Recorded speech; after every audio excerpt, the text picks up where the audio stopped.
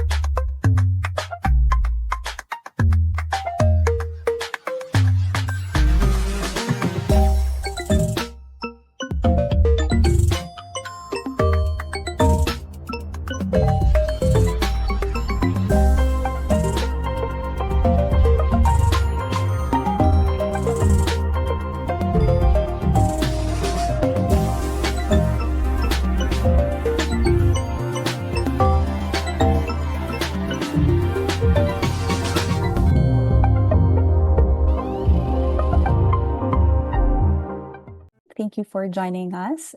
I am Lian, Managing Director of Human Dynamic Philippines, and our mission is to build resilience, enhance wellness, and develop sustainability through our Employee Assistance Program services.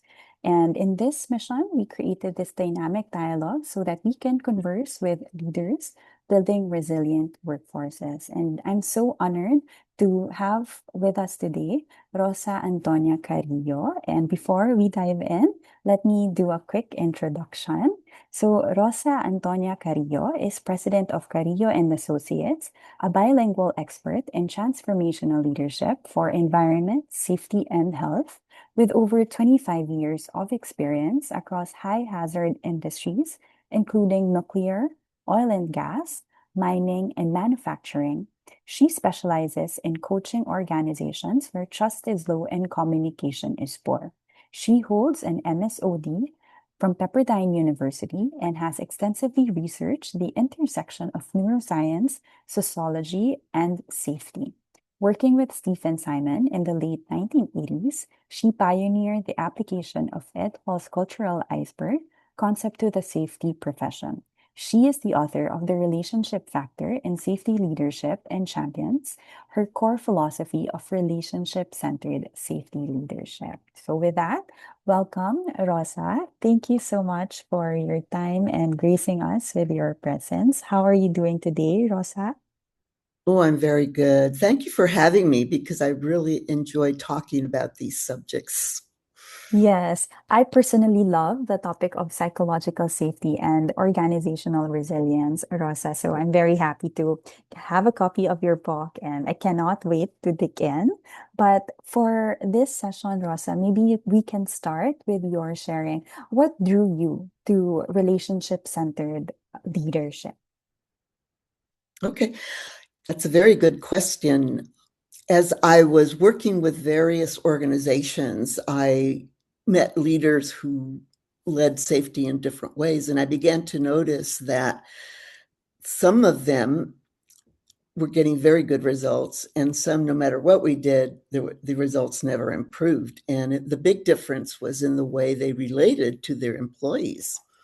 So I began to do some research in the psychological arena, and that was right around the time that Amy Edmondson wrote her book. And so it was so that was way back in 1999 that I began to think about this. And it just became a big part of my practice to teach leaders and team leaders how to relate with employees in a way that communicated respect, that communicated that they cared. And we found that caused improvement. Every time we applied that methodology, there was an improvement, not only in safety, but in every area of the company, because people want to be treated with respect. People want to be seen and heard. And like when I would ask people, well, what do you want most? What would make you happy? And they would say, well, if my manager said good morning to me. That was so simple. It was such a simple request, and yet when we get into management positions, we're so busy that we often overlook just that simple basic that when you see somebody, say, hi, how you doing? And that often gets lost in the daily challenges at the workplace, right? Sure, because we're all stressed, and that's the reason. I Mhm. agree. And so, especially nowadays, Rosa, it's very much needed, Mhm. considering how leaders are such a big influence on the people that they lead. Thanks for sharing that, Rosa. So, I mentioned that in your book, you noted Mhm. that safety is treated as purely an individual responsibility, but in actuality, it can be. Responsibility. Mhm. Yes, it can be a strategic failure and not just a philosophical one. So, where do you see that same individualism trap show up, especially for leaders, I believe? Well, it's historical. Ever since the beginning, when people began to talk about safety, it was aimed at the worker, right? Safety is your responsibility. Safety first. Follow the rules. And all of the data that was collected pointed to how many mistakes the individuals had made. And there were many attempts to talk about the fact that accidents were caused by a system, not by an individual. But it took a long time for us to begin to embrace that in safety. I don't know if you remember, Dr. Deming was very famous in the quality movement, and he was also someone that brought that thinking into organizations. And he started in Japan, where they were extremely successful, but the US just never adopted it. So it's a big block when we keep saying that it's an individual responsibility, because whenever there's an accident, there are so many factors that went into it, not just my awareness, but were the rules adequate? Did I have pressures on me, production pressures? Did I have a bad day because I had an argument with my wife? And so it's a very complex and complicated um, dynamic, which we oversimplify. And to tell you the truth, I just read something from a colleague today, because he's a safety professional, and he says, yeah, he says, in my company, we just need somebody to blame so that we can close the case and move on, because there's too much pressure to close the case and to find out who's guilty. Mhm. Yeah, Mm-hmm. and that's the sad reality, Rosa, right? Mm-hmm. When the priority is just looking for someone to blame instead of real accountability. And I like what you mentioned, how complex an incident can be. It can be a Mm-hmm. person's personal challenges getting mixed up with workplace Mm-hmm. challenges, Rosa. So maybe from this point of view, Rosa, where blame gets confused with accountability, what do you think leaders can do differently so that we can move from this blame culture to Mm-hmm. a right accountability culture? Well, I made this point in my first book, The Relationship Factor in Safety Leadership, which I carried over into this book, which is successful leaders have a different philosophy about people. Mhm. They believe that people are able to and want to contribute to the success of the organization. Now, that's very different from a lot of managers that I've met who basically believe workers are going to try to get away with whatever they can, or they're lazy, or they don't care. And so if you have that attitude, you are not going to communicate to people that you trust them and that you want them to take accountability. And that's why I came to that saying that inclusion comes before accountability. Mm. You cannot expect someone to take responsibility for things that they had nothing to do with, right? Oh, here's the rules. Now you just go follow them. Or here's a team, join the team. Whereas if you have a conversation and the person feels like they're a member of the team and that you respect them and honor their input, they want to be accountable. That's the natural nature of the human being. And so when we find that it's the contrary, very rarely is it because the person is a problem. That's a very rare case. So I say to leaders, you have to change that perspective. And even if you've had maybe you had some bad experiences in the past with some employees, start new with different people, start treating them this way as if you know that they want to contribute, and see what happens. Just do it as an experiment. I had to do that when I became a manager because I was like trying to force people to do things, control them. And then I read this book. Back then it was The 1 Minute Manager. The 1 Minute Manager said, go around, talk to people, see how they're doing. It's completely different than control people, right? And put more rules, more regulations. It's treat people like people. Mm-hmm. And it makes sense. It goes back to what you were mentioning about relationship-centered leadership. You Mm-hmm. cannot just expect the people that you lead to blindly just follow you without having that relationship with them or without knowing Exactly. something Mm-hmm. about them, right?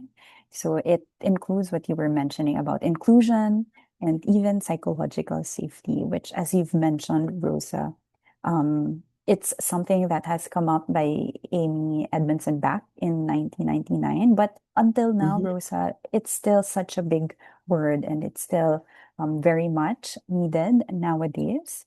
So I think sometimes it can be confusing for some because it's just a term that they use, but it's not actually something that they implement or practice. So, what Yeah. has been your experience, Rosa, and what would be your advice for leaders so that they can actually build and practice this psychological safety and Yes. inclusion?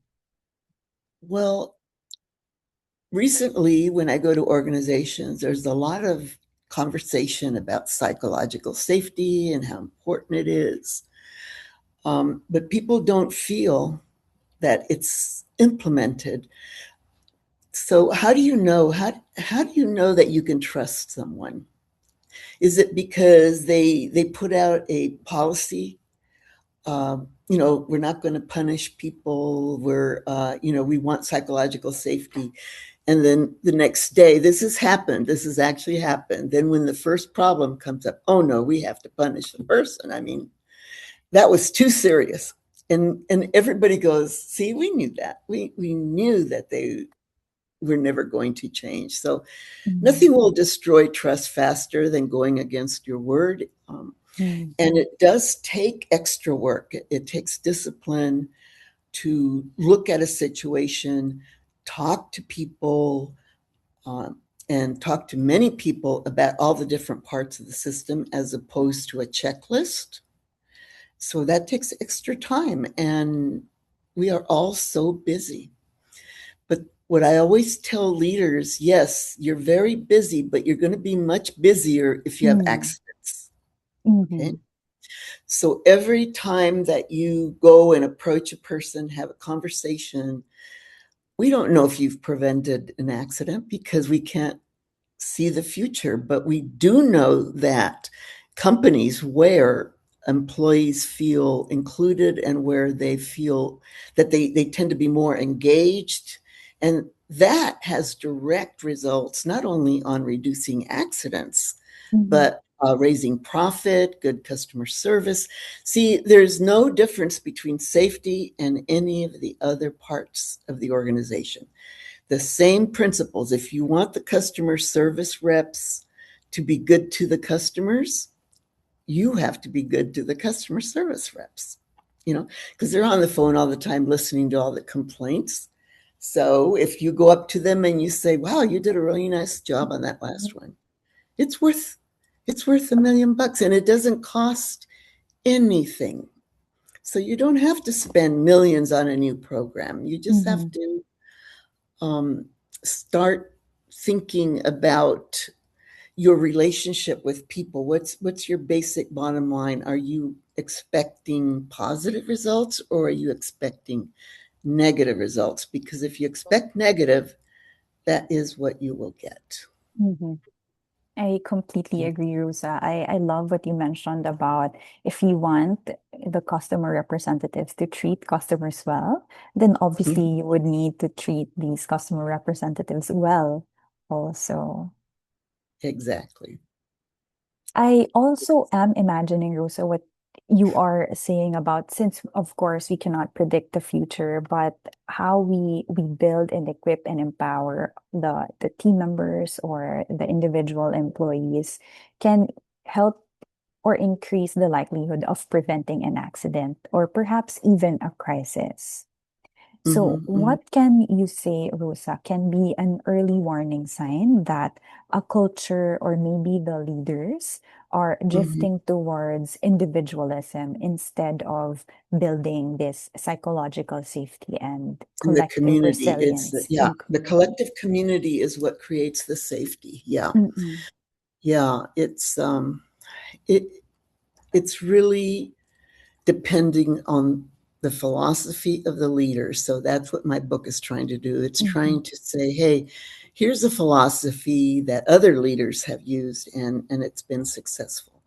Because when we look at for example, one of the cases in my book is about the Deepwater Horizon explosion.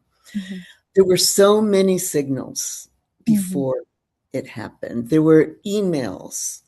There mm-hmm, was people so stressed out, mm-hmm, but no one went around and mm-hmm, said, what's going on? And even the emails, they went to corporate and they never got answered. All right. mm-hmm.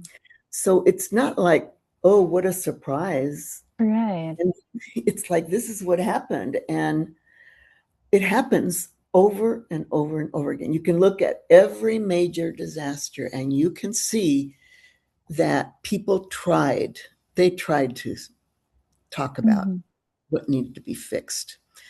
But it didn't do any good. Even if you have that's the other thing I want to mention. mm-hmm, Like psychological safety isn't just let people be comfortable about bringing up problems. If you don't address them, if you don't fix the problems, then you do not have psychological safety because the completion happens when you feel heard.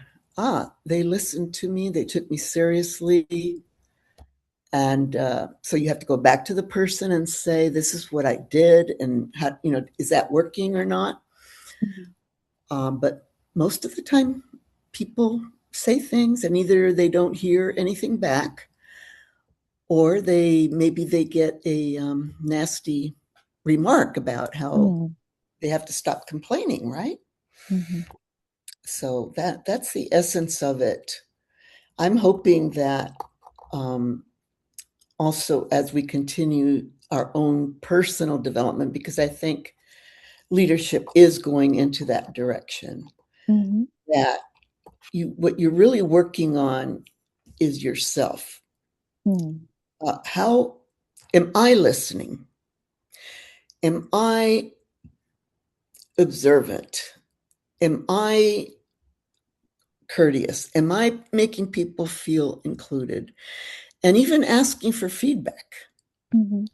Do you think I'm taking care of the right things? Or how do you feel about that suggestion you made? Do you think we handled it?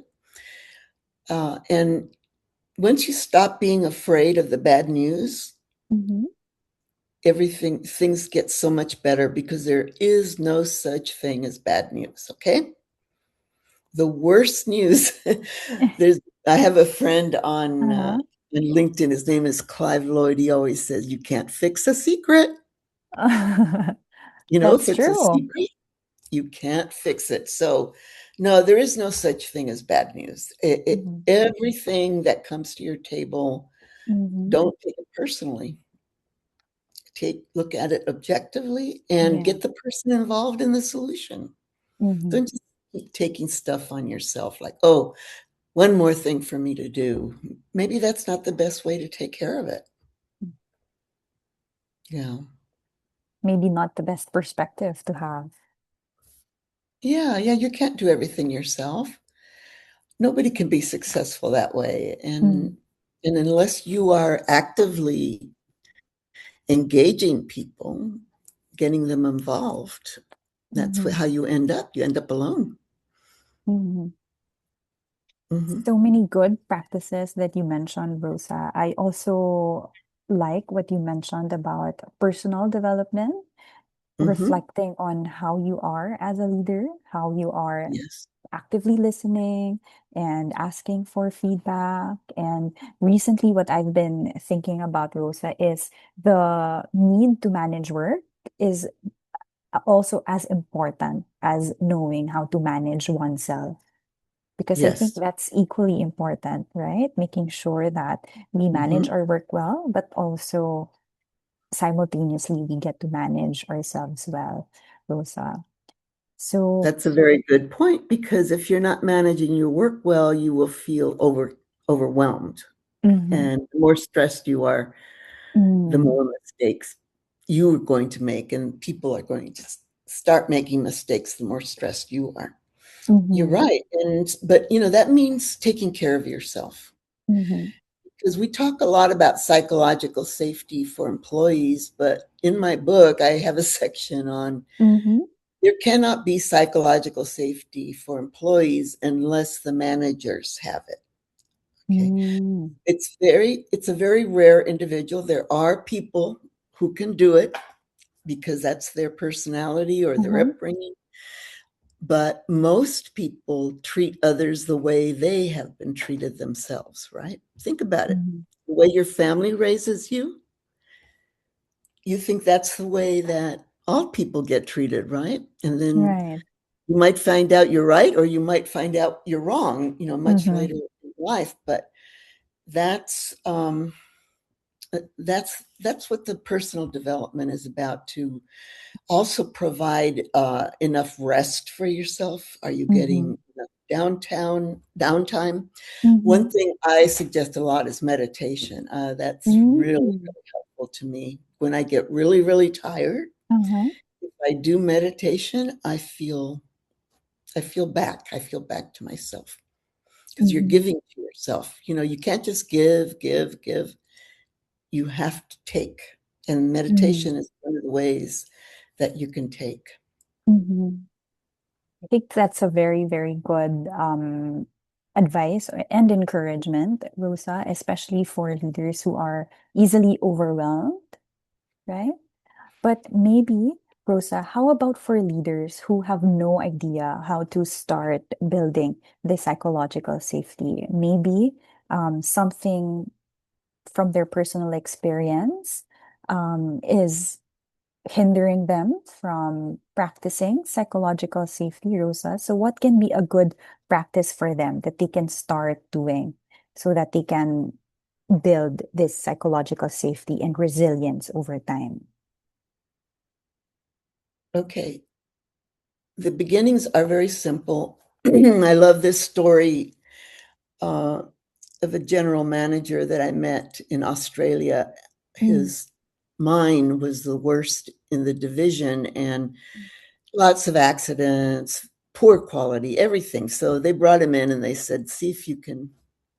Oh, and they laid off 1,000 people. Okay. mm, And you know what that does to the morale. mhm, So it was a very tough situation. So he came in and he saw that people, like when they walk by, their heads are hanging like they're looking down at the floor. And he said, from now on, every time he's talking to his direct reports, from now on, every time we pass an employee, we're going to say, good morning, mhm, hello. We're going to learn their name. We might even ask them how they are. Depends on how much time you have, but at least say hello or good morning. mhm, Well, his mine ended up at the top quartile of all the mines in that company. And Wow. I met him at a conference where he was invited to speak because Mm-hmm. of these things that he had done. And he's saying the exact same thing that I'm telling you Uh-huh. because he, like I said, some Mm. people don't learn these things in personal development. They were Mm. taught these things at home, or they read books, or somehow they came to the fact that people have to be treated with, like I said, with basic respect and seeing people. There's so many people say, I feel invisible. I Mm. don't feel like anybody notices what I do or what I contribute. So if you pass someone and you say good morning, suddenly they're not invisible anymore. Mm. Isn't that beautiful? It's so beautiful and it's so impactful when you actually do it, especially for leaders who are not really used to Yes. relating with their colleagues. But then, like what you said, the beginnings can be Mhm. easy, Rosa, if we are willing to speak up and approach a person that we are working with. It can feel a bit less lonely, right? And it's a very Well, good thing. absolutely. And remember, one of the things as a manager is that you have to have empathy, right? Mm-hmm. Employees, you can tell if an employee is doing well or not doing well, right? Mm-hmm. If maybe sometimes, your wife is home and she has cancer and you're depressed, and just to have somebody sit next to you, I notice you've been kind of down lately. What's going on? Just Mm-hmm. that. So there's no magic. Mm-hmm. It's just simple interaction with people. Don't Mm-hmm. avoid it. A lot of Mm-hmm. managers avoid interacting with people. They'd rather be in Mm-hmm. their office. That's Mm-hmm. the worst thing you can do. Mm-hmm. So interaction, practicing empathy, building that relationship through being courteous and those Yes. daily greetings really builds a lot of belongingness and Yeah. inclusion at the And being workplace. helpful. You know, how can I help you is a very powerful question. Very powerful. Yes.